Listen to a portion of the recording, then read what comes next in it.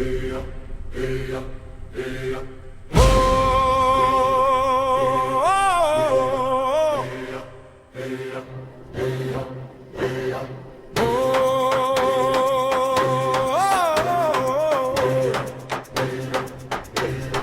it time?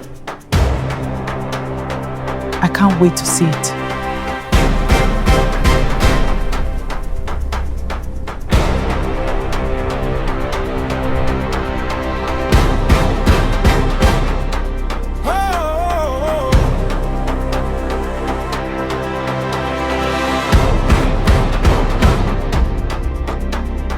Voice of the people, stories that matter.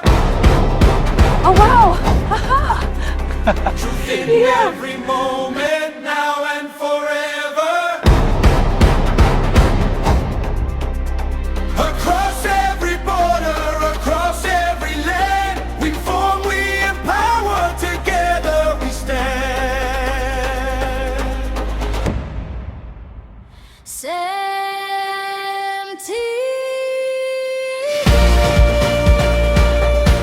From Africa to the world,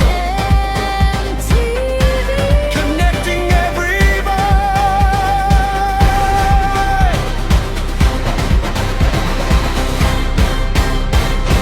Headlines, trends, weather and travel getaways. It's Wake Up World on CEMTV.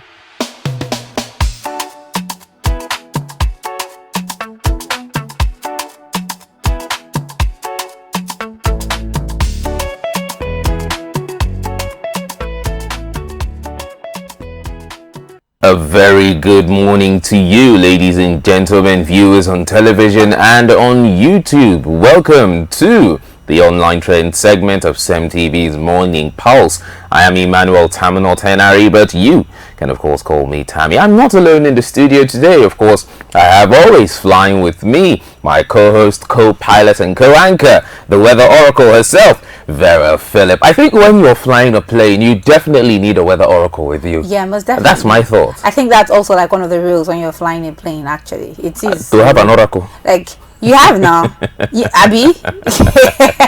Good morning, Tammy. How are you doing this morning? I'm doing quite great. How about you? I'm doing good. Nice to be here. It's Thursday. I love Thursdays. I mean, Thursdays are reminders of throwbacks. I don't know, maybe because of how many years I've done, or the fact that I've been in media for a really long time. Yeah. But they're just like, oh, Thursday, let me throw back to something amazing, or something sad. But at the end of the day, it's just, at the end of the day, you just get thankful for how far it is that you have come. Exactly. So yeah, welcome to Thursday. Welcome to Thursday here on the online trend of CEMTV's Morning Pulse. Well, as Vera has said, on the Thursdays you usually throw back, but it turns out that INEC has decided to take a step forward instead of throwing back. Turns out that INEC has introduced a new CVR system, the Continuous Voters Registration Online Process, allowing citizens to use the website or download the new CVR app to complete everything. And I mean everything, including biometric capturing, taking all their photos directly on their smartphones. And this, is quite the improvement because it completely removes the need, the necessity of going to an INEC office in order to get this capturing done. And now this is a major step forward, and I love the fact that we're finally inculcating everyday technology, because believe it or not, your smartphone, it can do many things. It can do different things. Some things your computer can do, most things your computer can do, your smartphone can do it. Your smartphone can act like a remote. Your smartphone can act like a walking, you can have a bank in your smartphone. Your smartphone can act like your credit card. You can use your smartphone to, function with a POS machine, and it will act as your credit card if, of course, it has the RFC function within it. So there are many things your smartphone can do. And I love the fact that, INEC saw that and decided to take advantage of that. Now, I would want to move to Vera.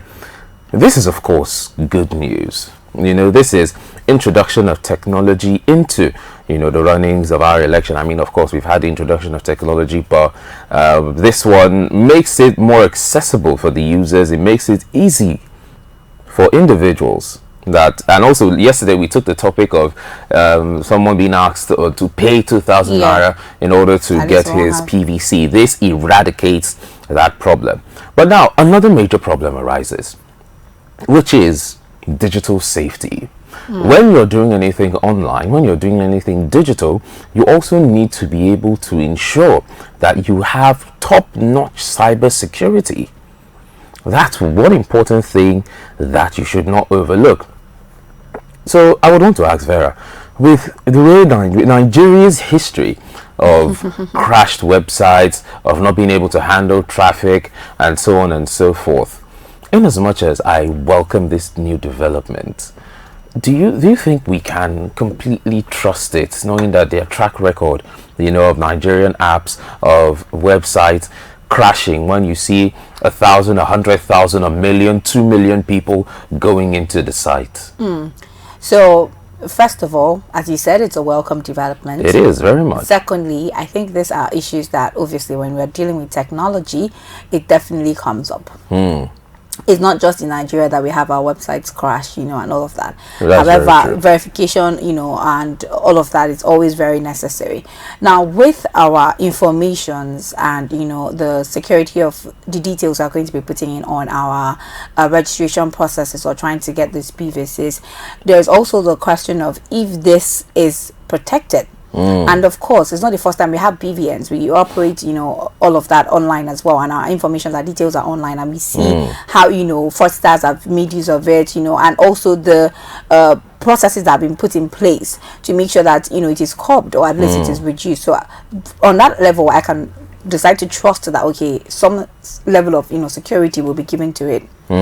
But here, what my worry certainly will be is how this is going to play out for the collection of the PVCs now, in the sense that I feel like, because this is something that just got introduced, it should have taken a proper maybe probation period, testing and analyzing a longer time even before now. Now, as much as it's a welcome development, elections are around the corner, collection of PVCs also is going on right now. There are people who have probably not even gotten or registered or anything for their PVCs yet, so we are giving them an opportunity. So that means all the issues that we definitely are going to be finding, because obviously this is a new site, so there's going to be issues, might not be solved immediately, because of course we are working with a time frame here.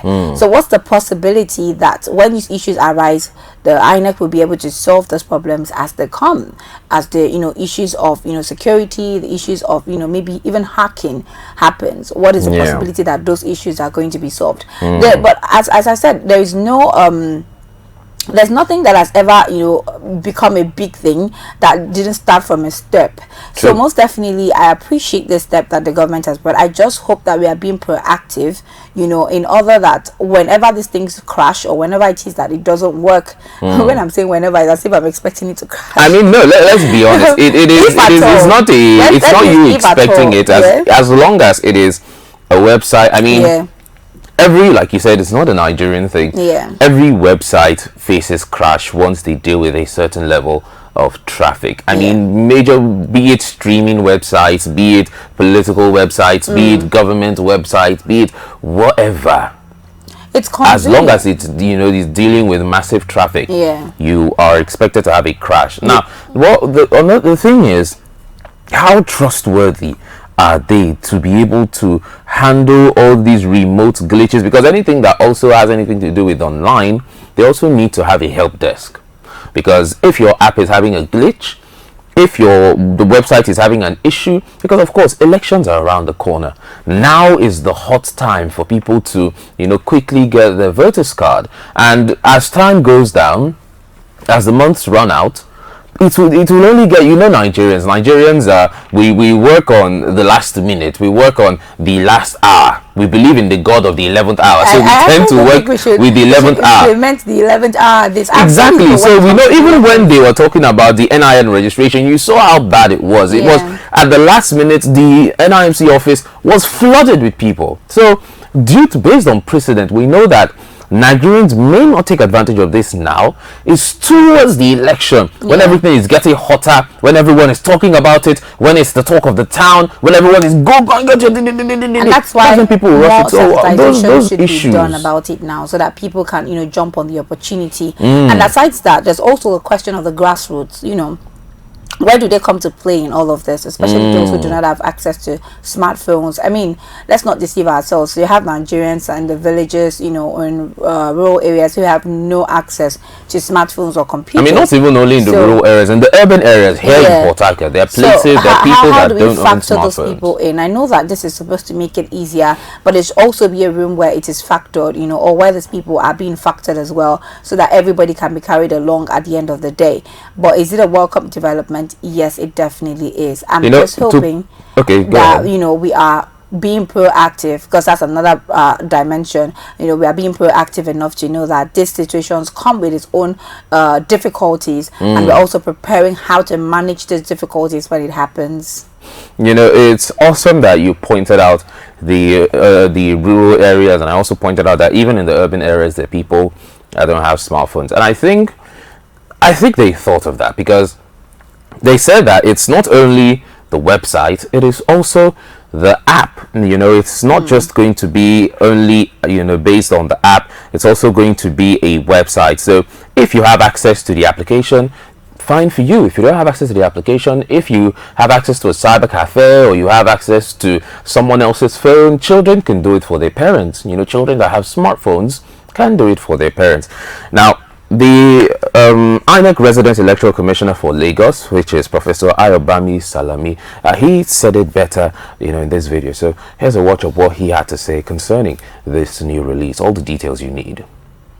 And recently, to ensure that we will make it more convenient and also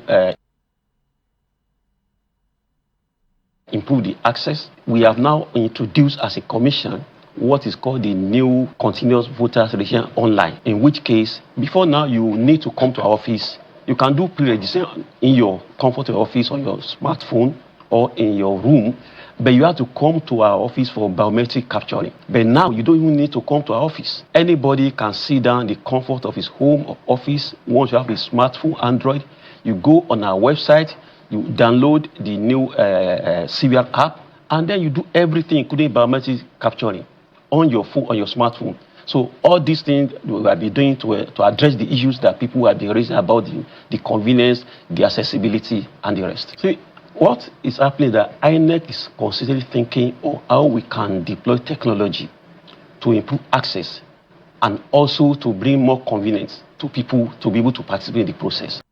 You see, that is the importance of technological revolution and evolution. It is to, you know, allow for the seamless flow of everyday life, and to, of course, you know, increase the convenience of its users. But the issue remains. How are we going to go down to the grassroots, as Vera has said? There are individuals in the villages, there are individuals in places that have little to no, you know, network service. There are places that certain networks can't function properly, and there are places that, you know, only specific networks can function. And even upon that, there are people that have no access, you know, to said smartphones. So in as much as this is a very, very beautiful idea, I believe that, you know, there are many other ways that it can be improved upon. Of course, they have their facilities all around, and these bottlenecks, like the one we took yesterday, will exist. I think they should also tighten on, you know, surveillance of these places to ensure that no one is trying to exploit someone, no one is trying to extort money from people and trying to disenfranchise them, take away their rights from them, telling them to pay money to get their voter's card. I think that is also as important as, you know, introducing this new update that allows individuals from anywhere in Nigeria, as long as they have a smartphone, functioning internet, to be able to register, you know, their PVCs. Now, Vera, I think this is, you know, a step in the right direction to prevent voter apathy. Because some people will tell you, you know, one of the reasons they don't vote is because they can't stand in line. I know when I went to get my PVC, that was a couple of years back, it took me a long time. I won't lie to you. I was lucky because I had nothing doing that day. It was a completely free day for me, so I had the entire day. Where I went there at, was it around 8 or 9 a.m.? I went there 8 or 9 a.m. and people were packed at the gate. At the gate, the estate was full, you know, the compound was full, and we were still so many outside the gate. So before they let anyone in, someone was already coming out. Before they let anyone in, someone was coming out. And keep in mind that there were at the very least 50 people already in the estate and more than 50 people outside. So imagine before you service those 50 people and before you get to the line. So it was absolute chaos. A lot of people walked away. A lot of people said it's not worth it, you know. Let me my business. I heard people say, you know, for all this one for country, we know go even better. I beg, they walk away. You hear someone else saying, I have better things to do. They walk away. You hear someone say, which kind of be this one? How can they make this thing easier? They walk away. So I believe that this is cutting edge in bringing down voter apathy with the excuse of, you know, convenience, with the excuse of time, with the excuse of stress. You know, these three excuses are some of the reasons some people will tell you, besides of course their own personal reasons are, oh, I've not seen anyone worthy of my vote. I don't think it's important, I don't really care, it's going to be rigged anyway. All of these thoughts are negative and are wrong, mind you. Just to let you know, all of these thoughts I've mentioned, oh, they will still rig it, that's extremely wrong. Oh, there's no point in it, that's extremely wrong. Oh, after all, I've not seen anybody. Well, that's subjective, so it's still based on you. If you've not seen anyone, then maybe you can be that person. You never know. So there is absolutely no reason for there to be voter apathy. And I think with INEC taking this step, they've even, you know, blocked another avenue of excuses that people have to say, I'm not going to vote because after all, to get my PVC is extremely stressful. Absolutely true. And to be honest, I feel like it comes down to both ways at the end of the day. This definitely brings both the good, the bad, and the ugly with it. And again, I'm stressing on management. What is the plan to manage the difficulties that are going to be faced? Obviously, when we have this conversation, so when this, you know, policies are being put in place, or even this website that is, you know, up and running now, we also know that issues are going to come up, that people are going to have, you know, card reading issues, people are going to have name issues and all of that, which I understand that, you know, the site also provides you to be able to solve that issues for both existing and those who are first time, you know, getting their PVCs for the first time. What are the measures that have been put in place to give Nigerians trust? So the truth is, Nigerians will trust what it is that, you know, INEC comes up with, because at the end of the day, that's all we've got. At the end of the day, we want a better society. We want, you know, the process to the elections to be, you know, good at the end of the day. So we have to trust what the INEC brings, but we also not have to trust blindly. We have to be aware of what it is that is being done. So as much as we welcome this idea, we welcome the, you know, transparency and all of that, we also say measures should be put in place so that Nigerians do not begin to go back on the trust that it is that they have on INEC right now, especially because we also see that INEC has a lot of proving to do regarding the 2027 elections. Of course. Well, I believe that's the most we can take on the online trends today. And I would have said we should talk about a lot more, which is the redistribution of staff, the job roles that will be lost, the job roles that will be gained, you know. But of course, those in of itself, it depends on how INEC decides to solve the matter, because in as much as people are going to lose the opportunity, you know, to put bread on their table with everything now being, you know, digital, it will also curb a lot of bottlenecks. It also curb a lot of exploitations. And also, if those individuals can be taken, retrained in the digital aspect and put as technical hands, or, you know, in the support team, because like I said, you can expect crashes, you can expect glitches, and you can expect people calling to find out why their app is not opening. So if we can have these people on hand 24/7, they're still being paid, it's still, you know, a job well done. So that's why I said it all depends on INEC, on how they're going to solve that problem. I am Emmanuel Tamino Tenari, and of course, I've been here with the beautiful Vera Philip, our very own weather oracle. Thank you, Tammy, for having me. Hope you have a great morning as you step out today. Indeed, indeed.